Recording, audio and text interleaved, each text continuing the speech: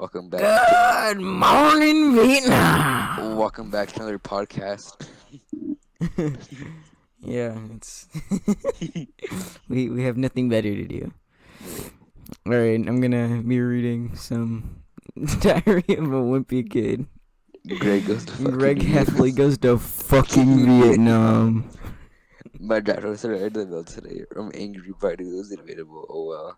Nigga, you're reading too fast. You're reading too fast. I'll read it. My draft notice arrived in the mail yesterday. No, I'll read it. Stop. I think he'd look handsome. You'll do the captions. No, hold on. My draft notice. Do it. Hold on. Wait, I'll be the mom.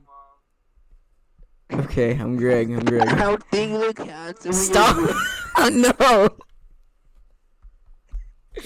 Hold on, Nick. It's not even your turn to talk yet. Well, all right. Take it from the... Oh my god. Okay. All right. Composure. Shut up.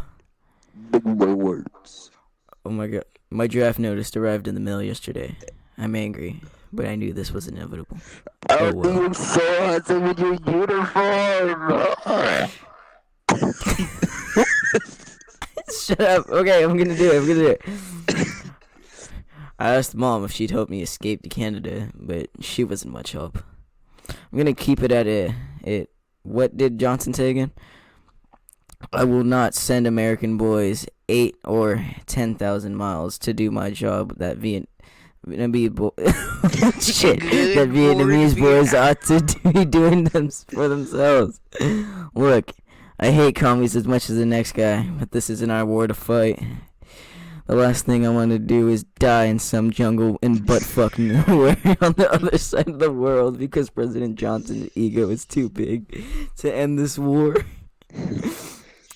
I'll try to convince Dad about the Canada thing, but he's as anti-war as they come. If not, I may have to take matters into my own hands. Fuck, I can't read. I have to kill Manny. You don't have to kill I have to kill Manny. Oh my god. Let me find the next page. Manny, I'm putting it up for sale on the black market. Be ready. Shut up. Let me find the next page. No. Well, I just arrived at basic training. I can't say that I'll enjoy it, but I can say this. Our dress uniforms are sharp. I'm sure these will help me pick up some girls. You know what they say. Women love a man in uniform. I've also made a new pal, Private Rowley Jefferson. I noticed he seemed a little nervous, so I kind of took him under my wing. Jefferson seemed a little clueless. But let me tell you, like I can handle an M60 like no other. We did some combat exercises under fire. Jefferson was one of the finest human beings in the world. All he needs is somebody throwing hand grenades at him for the rest of his life. I'm telling you, nothing phases this guy. The drill sergeant was telling us about combat stress and shit, whatever. Jefferson is like a man of steel out there. Absolutely nothing distracts him from the mission at all. My fucking legs. No! What do you mean? I'm not even done reading. No. They're gone. Stop. My fucking legs. My fucking legs. I don't see the next page. I just have the one we read first. I know. Hold on. I'm just gonna read the rest then. Send the whole book to me. Shut up. Please. I can't. I want to read some too. Okay. Well, it looks like this is it. Boot camp is done. I'm off to Vietnam. I'm scared. I've heard how long the average lifespan out. Oh, fuck. Legs. No, stop. I've heard how long the average lifespan of grunts over there is. But I've been trained well enough. And who knows, maybe I'll get lucky when I have to. Oh, shit. I read that wrong. I've gotten a Vietnamese girl pregnant. What do I do? No, stop! I've got Jefferson to watch my back. Plus, I met this girl during basic, so I know I have something to fight for. I get on the ship tomorrow at the crack of dawn. Maybe I can see her one last time. Good night, USA. Good morning, Vietnam!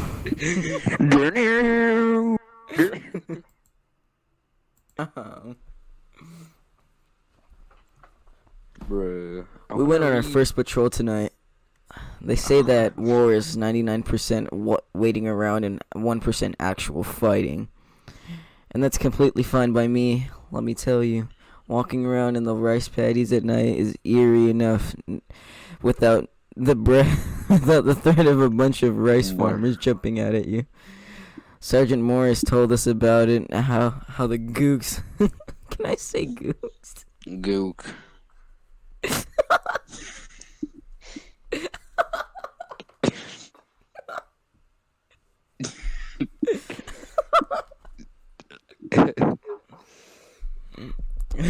How the gooks would attack first, and then blend in with his civilians like cowards they are. He told us that out here, everyone is the enemy until they aren't.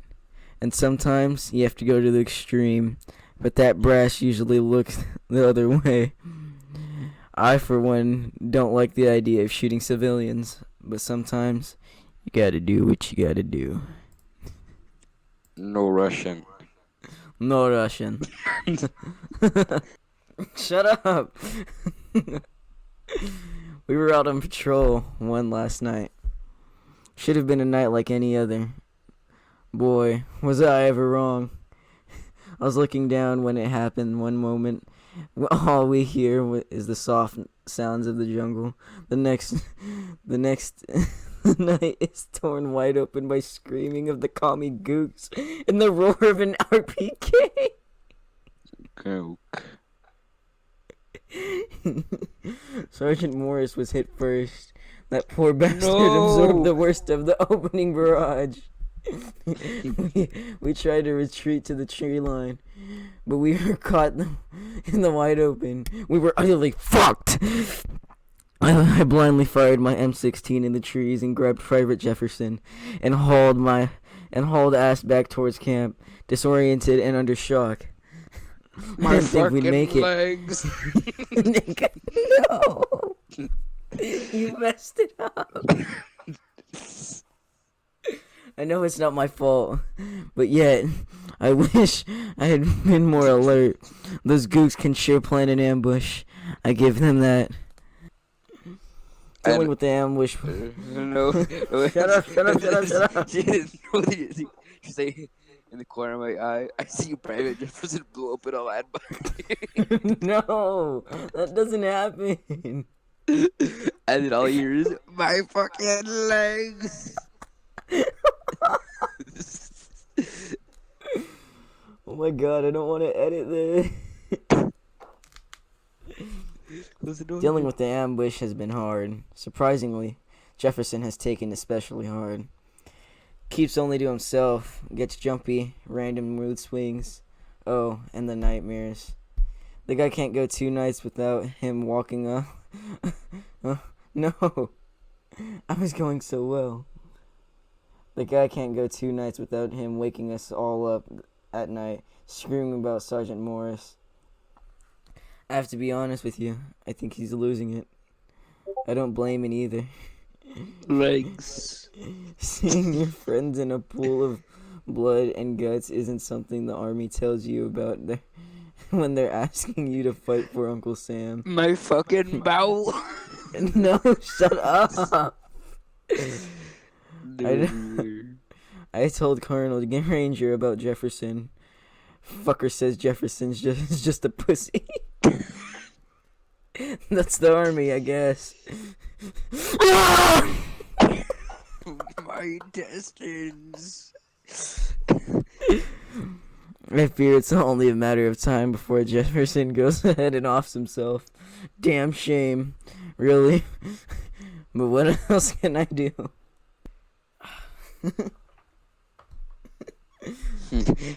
In the corner of my eye. I don't know how much more Jefferson can take. I saw him at Chow yesterday, just sitting there, with a deranged look on his face. Went to say hi to him, and he just kind of turned with this insane grin. Didn't even blink. He's gotten too jumpy. I said that wrong. He's gotten jumpy too. I tried to get into our tent last night, and he beat my hand to a pulp. My fucking leg. I'm telling, he's gonna snap soon. And when he does, it ain't gonna be pretty. At least my fucked up hand got me a few days of R&R. Sure can't wait to get back at page I'm on the right. It finally happened. I sustained my first combat injury. Command wanted us to take this godforsaken hill, despite our recon saying it was too well defended. What could go wrong? Napalm the shit out of it. Oh, no. Lob some artillery on those fuckers and roll in some tankers, right? Yeah, sounds great until the air wing is tied up and the artillery needs to be resupplied. This place is a fucking mess. Whatever. We move until we get pinned down and air support is unavailable. That's when the fucking gooks nailed me in the ass.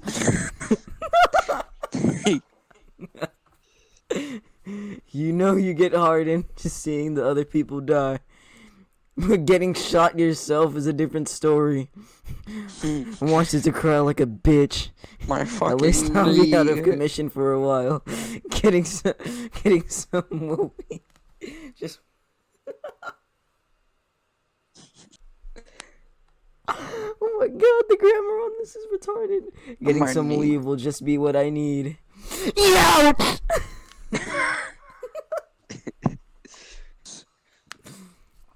Oh god. It was my last night in the hospital, and I just wanted to walk around a little. Well, I'm just wandering around the complex when I hear this awful scream from down the hall. Look, I've done my time in combat, and this wasn't like any scream I've heard before. I peeked in the room, and it hit me. You know that sticky orange shit? Napalm? Looks like the government is testing it on our own soldiers. I crept in the room and ducked out of sight the moment the docs left. I grabbed as many files as I could, and I ran. I think we need to add No, more like, pepper. listen. No, look, so when you said I got the files and ran, it went silent for about like a minute, and then all I heard, ah! Lucky for me, I was hit at the end of my tour. I'll be at home in a few days, and when I get back, I'm going straight to the New York Times. The Army will have my ass for this, but some things are worth going to jail for. Well, the feds caught up with me and... Oh, fuck. Well, the feds finally caught up with me. Didn't take long for the grand jury to indict me for conspiracy against the United States and a bunch of other crap. All this really shows that the government is really just a legalized tranny. People had the right to know. Next up comes the legal fight. My lawyer is good. He's dealt with the feds before. I've got a fair amount of public support too. But really, this goes to show how fucked up the whole situation is. Our boys are dying for no good reason in pointless war, and I'm going to prison for exposing the government's lies. This isn't America I fought for. This isn't the America Morris took 7 rounds in the chest for. Jesus Christ, 7 rounds?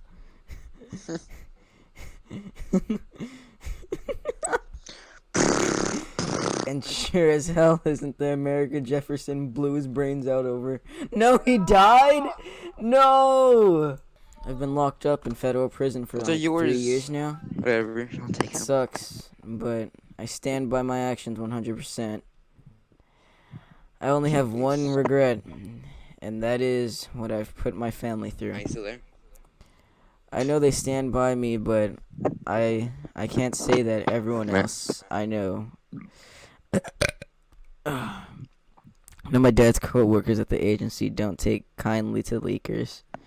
I just wish that they didn't have to suffer because of the choices I made.